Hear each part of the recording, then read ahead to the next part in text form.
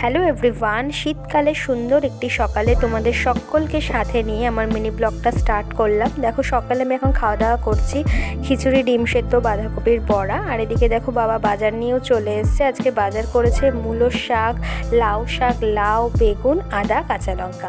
এদিকে আমি রান্না বসিয়ে দিয়েছি দুপুরের। তো এদিকে আমার ডাল হয়ে গেছে, টমেটো দিয়ে মসুর ডাল করেছিলাম। আর এদিকে দেখো আজকে নিয়ে এসছে বাবা সিলভার কাপ মাছ।